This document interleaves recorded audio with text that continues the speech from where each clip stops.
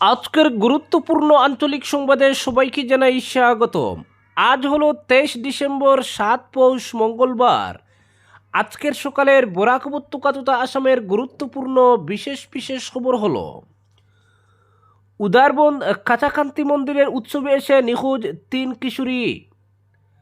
হাইলাকান্দিতে কংগ্রেস সাংসদ প্রদ্যুৎ বরদলৈ 38 সংগঠনের অভিমত গ্রহণ। হাইলাকান্দিতে ইভিএম বিবিপিএটি পরীক্ষা 24 থেকে 28 ডিসেম্বর। হাইলাকান্দিতে 42তম রবীন্দ্র মেলার উদ্বোধন। মেলাকে রাজনীতিমুক্ত রাখার আহ্বান গৌতম রায়ের। বাংলাদেশের অস্থির পরিস্থিতি নিয়ন্ত্রণে কেন্দ্রের কড়া পদক্ষেপ চায় সিআরপিসি। ভারত সরকারের নীরব ভূমিকার তীব্র নিন্দা সংগঠনের। বাংলাদেশের পরিস্থিতির উপর কড়া নজর, উদ্বিগ্ন মুখ্যমন্ত্রী। সীমান্তে জারি সতর্কতা, রাজ্যের অভ্যন্তরীণ নিরাপত্তা নিয়ে চিন্তা। রাজ্যের স্বাস্থ্য বিভাগে 3420 জনকে নিযুক্তি। আজ শ্রীভূমিতে মন্ত্রী পীযূষ ও কৌশিক। সমজেলা কার্যালয় ভবনের শিলান্যাস, স্কুটি বিতরণ সহ গুচ্ছ কার্যসূচি। আজ দুপুর 12টায় রামকৃষ্ণনগরে সমজেলা কার্যালয় ভবনের শিলান্যাস। আজ 2টায় করিমগঞ্জ কলেজে স্কুটি বিতরণ অনুষ্ঠান এবং আজ বেলা 3টায় বদরপুর এনসি কলেজে স্কুটি বিতরণ অনুষ্ঠান। এবং সর্বশেষ খবরটি হলো, সুনাই ও কচুদরম থানার নতুন ভবন কাজের শিলান্যাস মন্ত্রী পীযূষ হাজারিকার। এবারে শুনুন বিস্তারিত খবর। উদারবন কাছাকান্তি মন্দিরের উৎসবে এসে কুম্বার 3 কিশোরী নিখোঁজ হওয়ায় চাঞ্চল্য দেখা দিয়েছে। নিখোঁজ হওয়া 3 কিশোরী একই গ্রামের। তারা হলো কুম্বা সনপট্টি লাইনের বাসিন্দা প্রয়াত অজয় গঞ্জুর কন্যা রেখা গঞ্জু, নগদীপ গঞ্জুর কন্যা রেশমি গঞ্জু ও রবি গোস্বামীর কন্যা কমলা গোস্বামী। এ মর্মে পরিবারের তরফে পৃথক 3টি নিখোঁজ সংক্রান্ত এজাহার দায়ের করা হয়েছে। জানা গেছে, রবিবার 3:30টায় তারা 3 জন কুম্বা থেকে শ্রী শ্রী কাছাকান্তি মায়ের বার্ষিক উৎসবে আসে। এরপর সেদিন তারা আর বাড়ি ফিরেনি। পরিবারের লোকেরা মোবাইল ফোনে যোগাযোগ করার চেষ্টা করলেও তাদের ফোন সুইচ অফ থাকায় তারা তাদের সঙ্গে কোনো যোগাযোগ করতে পারেননি এবং তাদের কোনো সন্ধান পাননি। সোমবার এ মর্মে তাদের পরিবার থেকে উদারবন থানায় পৃথক 3টি নিখোঁজ সংক্রান্ত মামলা দায়ের করা হয় বলে জানা গেছে। পরবর্তী খবর, হাইলাকান্দিতে কংগ্রেস সাংসদ প্রদ্যুৎ বরদলৈ 38 সংগঠনের অভিমত গ্রহণ। 2026 সালের বিধানসভা ভোটকে সামনে রেখে প্রদেশ কংগ্রেসের ইস্তেহার কমিটির সভাপতি সাংসদ প্রদ্যুৎ বরদলৈ সোমবার হাইলাকান্দি সফর করেন। এদিন জেলা কংগ্রেস ভবনে হাইলাকান্দির বিভিন্ন সংস্থা, স্বেচ্ছাসেবী সংগঠনের প্রতিনিধিদের সঙ্গে মত বিনিময় করে তাদের কাছ থেকে ইস্তেহারে অন্তর্ভুক্ত করার জন্য গণদাবি সম্পর্কে অবগত হন। জেলা কংগ্রেস সভাপতি আনামুদ্দিন নস্কর জানিয়েছেন, এদিন জেলার প্রায় 38টি সংগঠনের প্রতিনিধিরা প্রদ্যুৎ বরদলৈর সঙ্গে দেখা করে লিখিত ও মৌখিক অভিমত তুলে ধরেন। এর মধ্যে রয়েছে হাইলাকান্দি মার্চেন্ট অ্যাসোসিয়েশন, অঙ্গনওয়াড়ি সংস্থা, রাঁধুনি সংস্থা ইত্যাদি। তিনি আরও জানান, উত্থাপিত ইস্যুগুলি প্রদেশ কংগ্রেসের ইস্তেহার কমিটি পর্যালোচনা করা হবে। পরবর্তী খবর, হাইলাকান্দিতে ইভিএম বিবিপিএটি পরীক্ষা 24 থেকে 28 ডিসেম্বর। আসাম বিধানসভার আসন্ন নির্বাচনের জন্য ইলেকট্রনিক ভোটিং মেশিন এবং voter verified paper audit trail ইউনিটগুলির প্রথম স্তরের পরীক্ষা হাইলাকান্দি জেলায় 24 থেকে 28 ডিসেম্বর পর্যন্ত অনুষ্ঠিত হবে। প্রক্রিয়াটি ডিসি অফিসের ইভিএম অথবা বিবিপিএটি গুদামে হবে। ভারতের নির্বাচন কমিশন এফএলসির জন্য বিস্তারিত নির্দেশনা জারি করেছে এবং সমস্ত লজিস্টিক ও নিরাপত্তা ব্যবস্থা চূড়ান্ত করা হয়েছে। জেলার স্বীকৃত জাতীয় ও রাজ্য রাজনৈতিক দলের প্রতিনিধিদের এফএলসি প্রক্রিয়া সম্পর্কে জানানো হয়েছে এবং কার্যক্রম চলাকালীন এফএলসি হলে উপস্থিত থাকার জন্য অনুরোধ করা হয়েছে। পরবর্তী খবর, হাইলাকান্দিতে 42তম রবীন্দ্র মেলার উদ্বোধন। মেলাকে রাজনীতিমুক্ত রাখার আহ্বান গৌতম রায়ের। মেলাকে রাজনীতিমুক্ত রাখার আহ্বান জানালেন রবীন্দ্র মেলা কমিটির সভাপতি প্রাক্তন মন্ত্রী গৌতম রায়।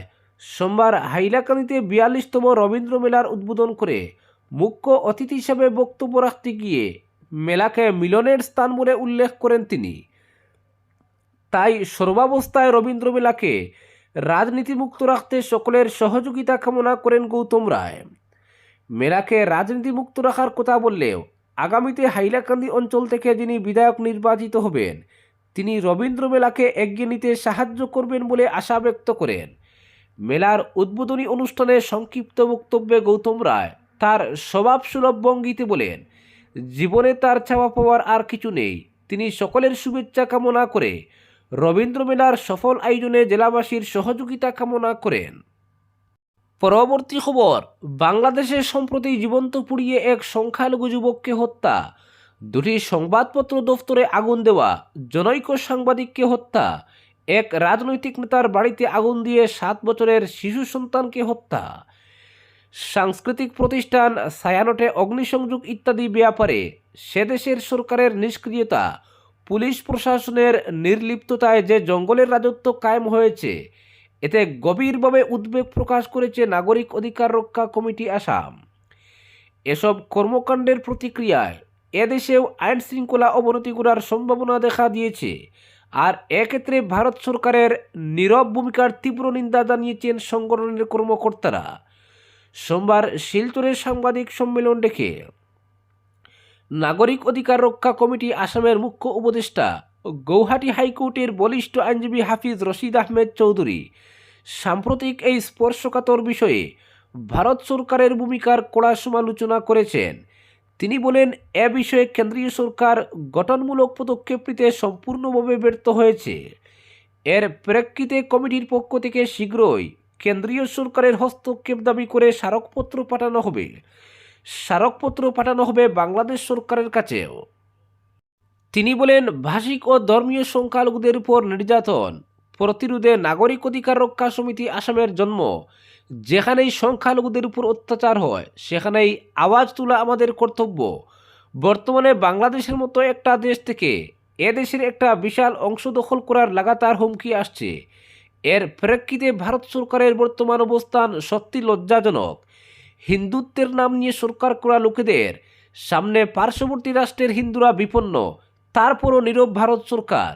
এর বিরুদ্ধে কেন্দ্রীয় সরকারের পক্ষ থেকে কঠোর পদক্ষেপ গ্রহণ করা হোক, দৃঢ়ভাবে চাইছে সিআরপিসি।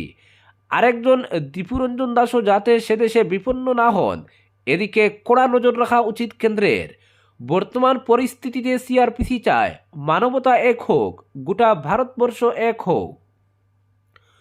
কমিটির অন্যতম উপদেষ্টা আসাম বিশ্ববিদ্যালয়ের প্রাক্তন উপাচার্য ডক্টর তপোধীর ভট্টাচার্য বলেন, সাম্প্রতিক বাংলাদেশের পরিস্থিতিতে একজন নোবেল জয়ীর আচরণ দায়িত্ব জ্ঞানহীনতার পরিচয় দিচ্ছে। বিপরীতে ভারতবর্ষের এক্ষেত্রে চুপ হয়ে থাকার নেপথ্যে আর্থিক স্বার্থ জড়িত থাকার আশঙ্কাও প্রকাশ করেছেন তিনি।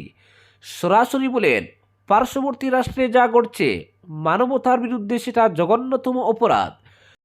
ভারতের ভৌগোলিক অখণ্ডতা নিয়ে মন্তব্য করার সাহস যারা পায় আর তাদের সেই স্বৈরাচারের যারা জন্মদাতা, এদের বিরুদ্ধে ভারত সরকার যেন তীব্রভাবে নজর রাখে। প্রয়োজনে জাতিসংঘের মহাসচিবের কাছে এ বিষয়ে হস্তক্ষেপ করার দাবি জানাবে সিআরপিসি বলেন তিনি। নাগরিক অধিকার রক্ষা কমিটির কার্যকরী সভাপতি প্রাক্তন বিধায়ক আতাউর রহমান মাজার ভুঁইয়া বলেন, বাংলাদেশের সাম্প্রতিক ঘটনাক্রম স্মরণ করিয়ে দিচ্ছে অতীতের অনেক ইতিহাস। আর একথাও ঠিক যে প্রতিবেশী রাষ্ট্র অস্থির হলে আমরাও শান্তিতে বসবাস করতে পারবো না। তাই সেই দেশের পরিস্থিতি নিয়ন্ত্রণে ভারত সরকারের পক্ষ থেকে কঠোরতম কূটনৈতিক চাপ দেওয়া হোক, যাতে পরিস্থিতি দ্রুত নিয়ন্ত্রণে আসে। ভবিষ্যতে আর যাতে কোনো নিরীহ সংখ্যালঘুর জীবন বিপন্ন না হয় এই দাবি রাখার পাশাপাশি দীপুসহ ক্ষতিগ্রস্ত প্রতিটি পরিবারকে উপযুক্ত ক্ষতিপূরণের দাবিও জানান তিনি। পরবর্তী খবর, বাংলাদেশের পরিস্থিতি যেদিকে যাচ্ছে তাতে গভীরভাবে উদ্বিগ্ন রাজ্য সরকার। মুখ্যমন্ত্রী নিজেও চিন্তা ব্যক্ত করেছেন। পরিস্থিতির উপর কড়া নজর রাখছে সরকার। আসামেও রয়েছেন বিভিন্ন সময়ে আগত লক্ষ লক্ষ বাংলাদেশি লোক, ফলে রাজ্যের অভ্যন্তরীণ নিরাপত্তা নিয়েও চিন্তিত সরকার। তাই বাংলাদেশের সীমান্ত এলাকায় সতর্কতামূলক নিষেধাজ্ঞা জারি করা হয়েছে।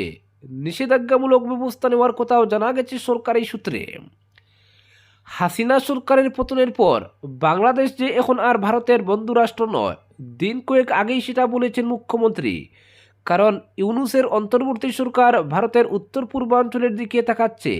খুদ মোহাম্মদ ইউনূস থেকে শুরু করে বাংলাদেশের মৌলবাদী সংগঠনগুলি আসাম, ত্রিপুরা সহ উত্তর পূর্বাঞ্চলকে ভারত থেকে বিচ্ছিন্ন করার কথা বলছে বারবার।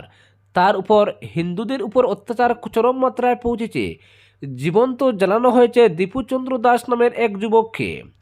তাই প্রতিবেশী রাষ্ট্রের পরিস্থিতি নিয়ে সোমবার মুখ্যমন্ত্রী বলেন, আমরা দেখছি বাংলাদেশে হিন্দুদের উপর অত্যাচার চলছে, জীবন্ত লোককে নিক্ষেপ করা হয়েছে আগুনে। তাছাড়া ভারতের উত্তর পূর্বকে বাংলাদেশের অধীনে নিয়ে যাওয়ার কথা বারবার বলছেন বাংলাদেশের নতুন শাসকরা। বাংলাদেশের ভারত বিরোধিতা চরম পর্যায়ে পৌঁছানোর পর অসমের অভ্যন্তরীণ নিরাপত্তা নিয়ে উদ্বেগ ব্যক্ত করেন তিনি। পরবর্তী খবর, রাজ্যের স্বাস্থ্য বিভাগে ৩,৪২০ জনকে নিযুক্তি। সরকার যুব প্রজন্মের মধ্যে আস্থার পরিবেশ নির্মাণ করতে সক্ষম হয়েছে বলেছেন মুখ্যমন্ত্রী ডক্টর হিমন্ত বিশ্ব শর্মা। সোমবার গুয়াহাটির খানাপাড়ার পশু চিকিৎসা বিজ্ঞান কলেজের খেলার মাঠে আয়োজিত এক অনুষ্ঠানে মুখ্যমন্ত্রী রাজ্যের স্বাস্থ্যখণ্ডের বিভিন্ন কারিগরি এবং অকারিগরি পদে নির্বাচিত ৩,৪২০ প্রার্থীকে নিযুক্তিপত্র প্রদান করে এই মন্তব্য করেন। অনুষ্ঠানে চিকিৎসা, শিক্ষা ও গবেষণা সঞ্চালকালয়ের কারিগরি ও অকারিগরি পদে ১৪০৩ এবং ৫৯৫ জন, স্বাস্থ্যসেবা সঞ্চালকালয়ের কারিগরি পদে ৮২৮ এবং স্বাস্থ্যসেবা সঞ্চালকালয়ের কারিগরি পদে ৫৯২ জনকে নিযুক্তিপত্র প্রদান করা হয়। এর মাধ্যমে বর্তমান রাজ্য সরকারের কার্যকালে নিযুক্তির সংখ্যা ১,৪৫,৪৪৯ বৃদ্ধি পেয়েছে।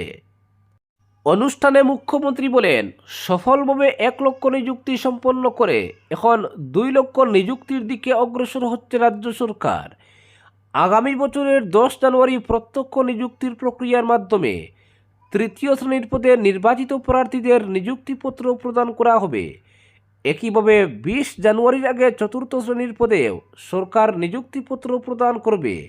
সরকারি বিভিন্ন বিভাগে নিয়োগের জন্য নির্বাচিত প্রার্থীদের নিযুক্তিপত্র প্রদান প্রক্রিয়া আগামী বছরের ফেব্রুয়ারি মাস পর্যন্ত অব্যাহত থাকবে। আসামের পূর্বের কোনো সরকার ৫ বছরের কার্যকালে সরকারি চাকরিতে ২৫ থেকে ৩০ হাজারের অধিক নিযুক্তি সম্ভব হয়নি বলে মন্তব্য করে মুখ্যমন্ত্রী বলেন, গত বিধানসভা নির্বাচনের সময় সরকারি চাকরিতে ১ লক্ষ নিযুক্তি দেওয়ার প্রতিশ্রুতি পূরণের জন্য সরকার প্রথম ক্যাবিনেট বৈঠকে একটি ক্যাবিনেট উপসমিতি গঠনের মাধ্যমে গৃহ, স্বাস্থ্য এবং শিক্ষা বিভাগে সর্বাধিক নিযুক্তি দেওয়ার সিদ্ধান্ত নেওয়া হয়েছিল। মুখ্যমন্ত্রী বলেন, গত ৪.৫ বছরের কার্যকালে সরকার এই প্রতিশ্রুতিগুলি পূরণ করে এই ২ লক্ষ নিযুক্তির দিকে অগ্রসর হচ্ছে। এর ফলে ভালোভাবে পড়াশোনা করলে সরকারি চাকরি পাওয়া যায় বলে রাজ্যের যুব সমাজের মধ্যে বিশ্বাসের বাতাবরণ গড়ে উঠেছে। মুখ্যমন্ত্রী বলেন, কর্মসংস্থানের জন্য রাজ্য সরকারের বিভিন্ন পদক্ষেপের ফলে যুব সমাজের মধ্যে আশার পরিবেশ সৃষ্টি হয়েছে। একাংশ লোক সমাজে নেতিবাচক পরিবেশ সৃষ্টি করলেও যুব সমাজ এখন আন্দোলনের পরিবর্তে নিজেকে প্রতিষ্ঠা করার জন্য রাজপথে বেরিয়ে আসছেন। মুখ্যমন্ত্রী বলেন, যারা রাজ্যের স্বাস্থ্যখণ্ডে নিযুক্তি পেয়েছেন তাদের দায়িত্ব অন্য সরকারি চাকরিজীবীদের থেকে অনেক বেশি। তাদের কাজ প্রত্যক্ষভাবে জনসাধারণের জীবনের সঙ্গে জড়িত থাকে। তাই রাজ্যের সরকারি খণ্ডের হাসপাতালগুলিতে দুস্থ দরিদ্র জনসাধারণ যাতে সুষ্ঠুভাবে চিকিৎসা পান তেমন এক পরিবেশ সৃষ্টি করতে তিনি নবনিযুক্তদের আহ্বান জানিয়েছেন। আজকের বিশেষ সংবাদ এখানেই সমাপ্ত।